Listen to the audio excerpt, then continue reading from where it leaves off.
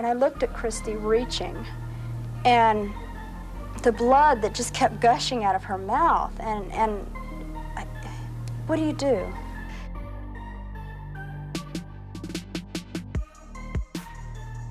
Hi guys, it's Maya Mystery. Welcome back to my channel. Thank you for tuning in again, and in today's video I'm continuing with my What Makes a Psychopath series, but we're doing someone a little bit different than my previous subject. In today's video I want to talk about Diane Downs. So actually a subscriber of mine suggested this case to me, and I remember thinking, yes, that's a great example of someone who is completely psychopathic. So if you guys don't know who Diane Downs is, Diane Downs was born in Phoenix, Arizona on August the 7th, 1955. Her parents were called Wesley Linden and Willadine Frederickson, which indicates like Scandinavian ancestry, I think. Not that that's relevant, but anyway. She did say that her father abused her when she was 12 years old, which is very sad. And obviously, we've noticed with my other psychopath videos that a lot of these people have like allegations of like abuse from the parents, which is interesting to note. So anyway, moving on. Diane graduated from her high school, Moon Valley High School in Phoenix, and she met her husband Steve Downs there. After high school, she actually went to college, Pacific Coast Baptist Bible College. It's a mouthful, in Orange, California, but was expelled after 1 year for promiscuous behaviour. Which, once I read that, I was like, what? I think the college was a Christian college, of course, because it has Baptist Bible in the name. But I've never heard of anyone being expelled for promiscuous behaviour. So that's pretty unusual. And it's actually very interesting. And the reason why is because one of the criteria, that's not a plural, silly me. One of the criteria of being a psychopath or a sociopath is extreme promiscuous behaviour, because it's reckless. You know, it's in this day and age, extreme promiscuous behaviour is unsafe. Sorry for any opinions that I'm giving out there. Like, I don't mean to be divisive, you know, each to their own, whatever. But it's actually seen as a trait in psychopathy, extreme promiscuous behaviour, which is very interesting that Diane got kicked out of college for it. But she went back to her home in Arizona, and she then shortly ran away from her home and married Steve, her high school sweetheart, and had her first child, Christiane, in 1974, and Cheryl Lynn in 1976, and then Stephen Daniel in 1979. And unfortunately, her and her husband actually ended up divorced because her husband, Steve, thought that her son, Stephen Daniel Danny, was actually not his, that the child was illegitimate and a result of an affair that Diane had. What people don't really talk about that much actually is Diane actually was a surrogate mother. She gave birth to a kid on 1982 and named her Jennifer before giving her away to the parents who, you know, made Diane their surrogate. I wonder how they feel now. Like, that must be weird. I don't know. But anyway, prior to her arrest, Diane actually worked for the United States Postal Service and was assigned the mail routes in the city of Cottage Grove, Oregon. Yeah, so that's pretty much the background on Diane. And what comes next is not very nice. On May the 19th, 1983, Diane Downs shot her 3 children, and she drove them in a blood-spattered car to Mackenzie Willamette Hospital. When they arrived, Cheryl, who was only 7, was already dead. Danny, who was 3 years old, was paralysed from the waist down, and Christy had suffered a disabling stroke. Diane herself had been shot in the left forearm, and her story was that she had been carjacked on a rural road near Springfield, Oregon, by a strange man who shot her and the children. The strange man, of course, is known as the bushy-haired stranger, or shaggy-haired stranger by her, and she made a point to note that a Duran Duran song, Hungry Like the Wolf, was playing in the car once all this seemed to go down, or they'd been listening to it just shortly before. However, investigators and hospital workers from the get-go were suspicious of Diane.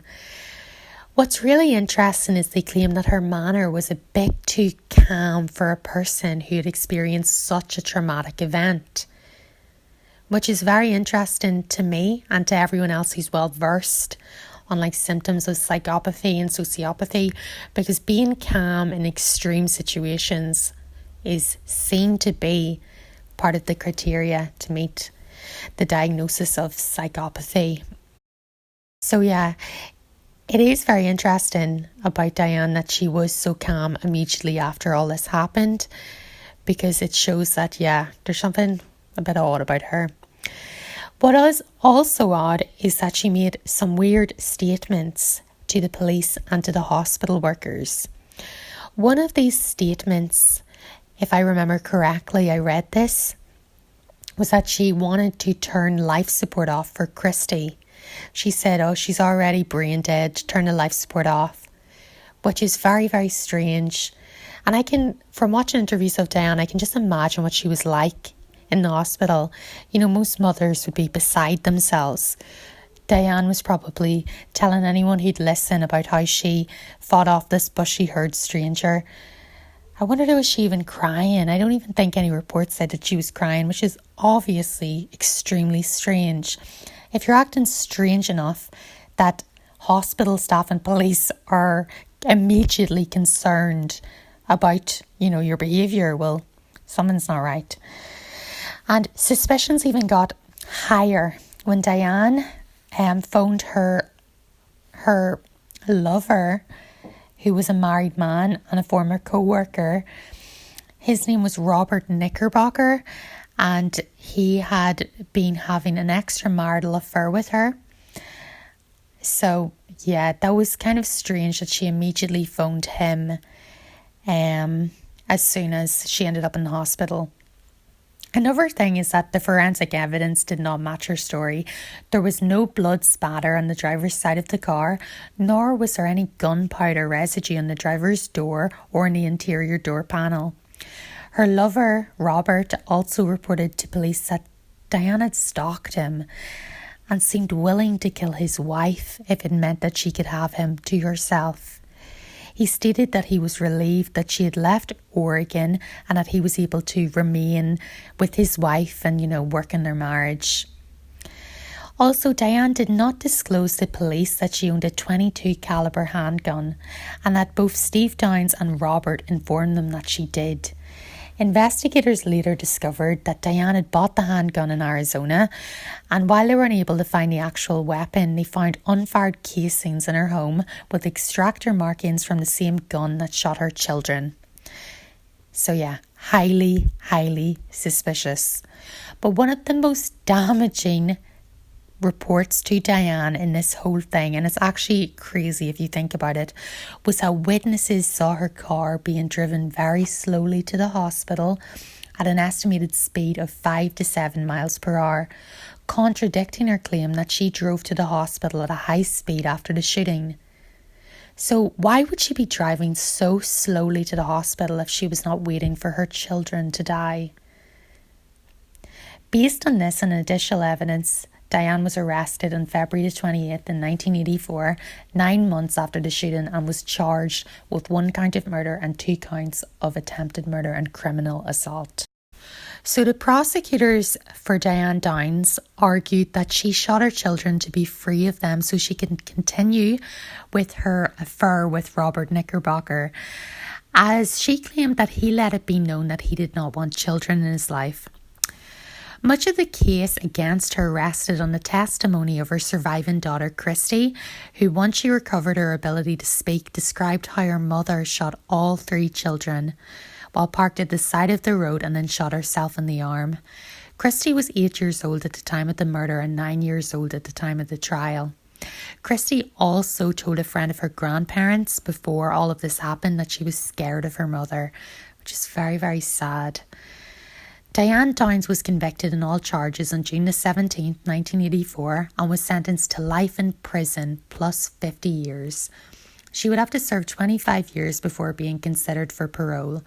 Psychiatrists diagnosed her with narcissistic, histrionic, and antisocial personality disorders. Like, oh my goodness. So she's not only a narcissist and a histrionic person, she's also a psychopath. And that's from people who actually diagnosed her, talked with her. So yeah, the jury is, has decided. And most of her sentence will be served consecutively. I'm not sure exactly what that means, but I'm pretty sure she's going to be in prison for life. The judge did make it clear that he did not intend for Diane Downs to ever be free again. So what is it that made Diane Downs the way she is? What is it that made a woman want to kill her kids? To be honest, if you ask me, I think that the situation with Diane Downs is harder to really understand than if you look at other killers like Ted Bundy and Ed Kemper. They admitted to their crimes, were able to study them, to ask them questions about what they did, why they did it. Of course, Ted Bundy says that it was pornography that made him kill 50 people, and Ed Kemper said that it's his mother. But Diane Downs denies what she did. She completely denies it. Even with her own daughter testifying against her, she still denies it. If you look back at the history of Diane Downs' behaviour, getting kicked out of college for being promiscuous, having countless extramarital affairs, and even getting pregnant when she was in prison, it shows a complete lack of sort of like a lack of social knowledge. For example, a lack of emotional intelligence. Diane was completely unempathetic to the kid that she decided to get pregnant with when she was in prison. She was probably unempathetic with all the women that were married to the husbands that she was, having these affairs with. Diane Downs seemed to be someone who couldn't really relate well to other people. To me, this is something that is probably she was born with. I believe that Diane Downs was, has the condition of psychopathy because of her brain structure, because of what way she was born. I feel like she can't really relate to other people, she can't empathise, and she has a very low emotional intelligence. What is interesting as well, if you look at Diane Downs' eyes, they seem very dead. She's got these blank, unexpressive eyes. There's something not right about her eyes. When she talked to someone like that, you think this person's a bit odd. It's either she's got a very low IQ or there's something more sinister than that she's a psychopath. Most people overlook emotional intelligence, but it's actually a very important thing. If you're not emotionally intelligent, you can't relate well to other people. And I think that in Diane Downs' case, she was very unemotionally intelligent. So yeah, you guys, thank you for watching my video. If you like this video, like and subscribe, of course. Thank you so much. And also, let me know what you guys think about Diane Downs. Why do you think she did this to her kids? Do you think she was just a crazy psychopath? Do you think she wanted to run away with Robert Knickerbocker? Or do you actually believe her? I'm actually really curious to hear from people from the other side that actually believe, her story. And I want to know more about this. It's interesting. So yeah, just leave your thoughts in the comments, and thank you so much for watching. And I will see you all again soon. Bye. I just kept saying, God, do what's next. If they gotta die, let them die, but don't let them suffer. Her demeanor at the hospital did not conform to a traditional grieving mother whose children had just been shot, one murdered, the other two seriously clinging to life. It was surreal.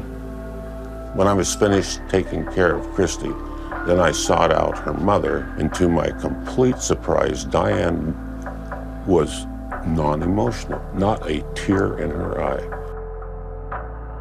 And then she says, that really ruined my new car. I got blood all over the back of it. I've never seen a reaction like that at all.